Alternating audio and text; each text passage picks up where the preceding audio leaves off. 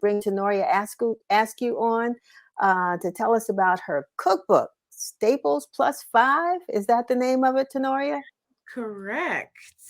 And so tell us, we've been talking about a play with cooking. Now you got the cookbook. Tell us, what is in this book, and what inspired you to produce it.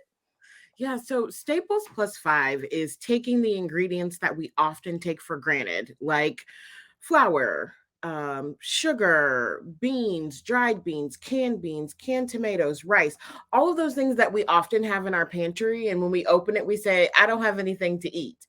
And so it's taking those ingredients we tend to take for granted and making meals from them, full meals. And the 5 is that you can have up to 5 additional ingredients outside of this list of staples that I recommend. And so, with this list of staples, it is great for someone who is just moving into their first apartment, or a new couple, or someone that just needs some more inspiration because they've been cooking for a long time. This staple list kind of gets you back to the basics. You want to share what those some of those 5 ingredients are? So the additional 5 ingredients Mhm. are outside of the staple list. So the staple Right. list are the things you keep in your pantry: flour, sugar, pasta. But the additional 5 ingredients, it's any additional 5. You're going to make all of these recipes with either only staple ingredients, or you can have up to 5 additional. And those 5 additional are usually your proteins and your perishable items. So if there is a recipe in the book for pantry spaghetti, and it's essentially making your own spaghetti sauce from scratch, because we often have canned tomatoes, garlic, onions in our pantry. But you want to add your ground beef or your ground turkey or your ground beyond meat to the dish. That protein option is one of the additional 5. This is good. I mean, you're making me hungry, but this is really great.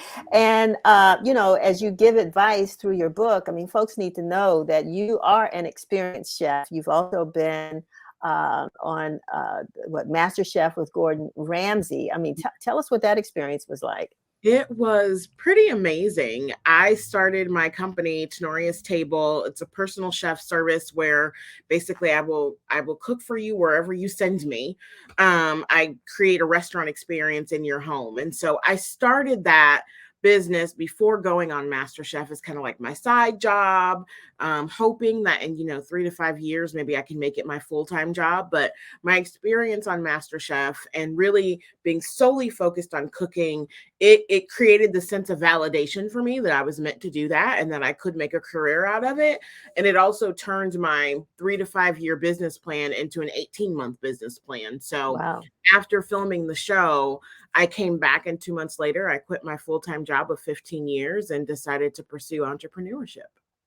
One of the things that's fantastic, and I want to give you a hand for that. That's great. You jumped out there, and you've been doing it ever since.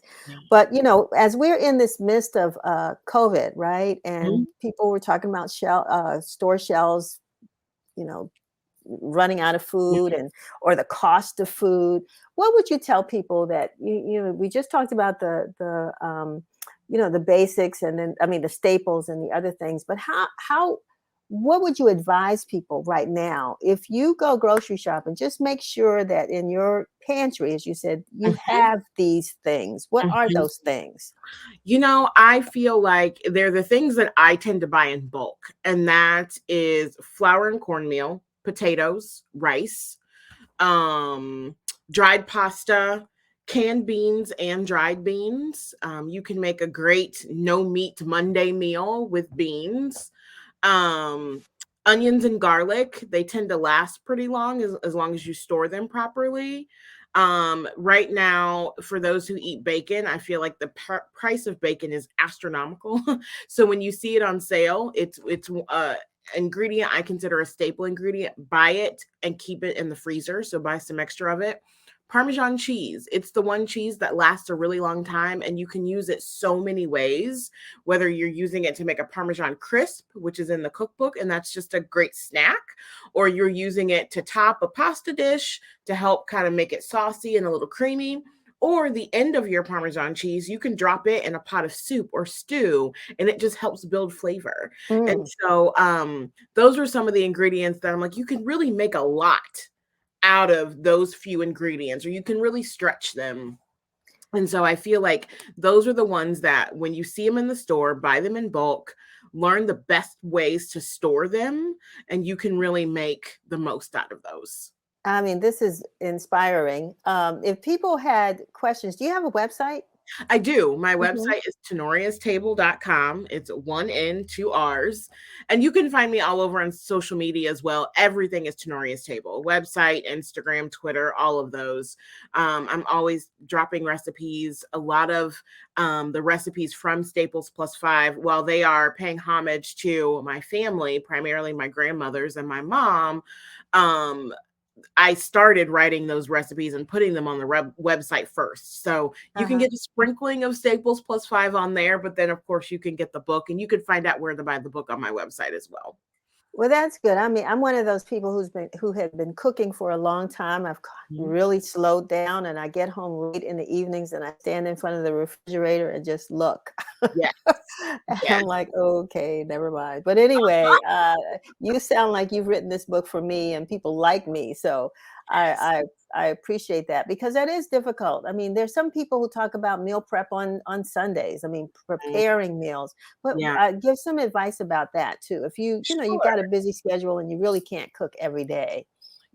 I am a huge fan of doing a little bit of prep ahead. For example, my husband and I, we both work from home. So lunchtime is often a big salad that I will make for the both of us, or I'm really into snack plates right now. And I think that is the ultimate meal prep because you're buying, meats and cheeses and nuts and fresh fruit and fresh veggies.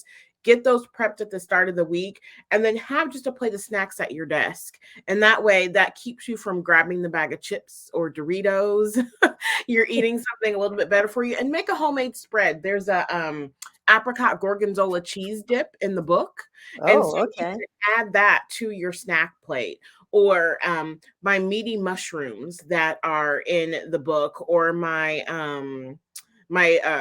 spicy roasted cauliflower that's in the book. It is excellent as a side dish at the start of the week. And then as you get to the tail end of the week, just throw the leftovers on top of a salad. Mm. So I love roasting things because you can stick them in the oven, set a timer, and walk away. And so I will roast up a lot of veggies. I'll roast up cauliflower, mushrooms, Brussels sprouts, etc. And I can use those as side dishes throughout the week for lunch or for dinner. But I'm also just going to toss it in a salad at the end of the week. Wonderful. Now I'm starving. So anyway, I am going to thank you so much for being with us. I definitely want to. Can we put the copy of the book up again, Shevry, and inspire, hopefully encourage everybody to go out and get a copy or to visit you on social media to learn and share all of the questions and the recipes. This is fantastic, and we certainly do appreciate you being with us today. Thank you for having me. I appreciate it. All righty. Talk to you soon. Bye bye. Bye bye. Where do you come to get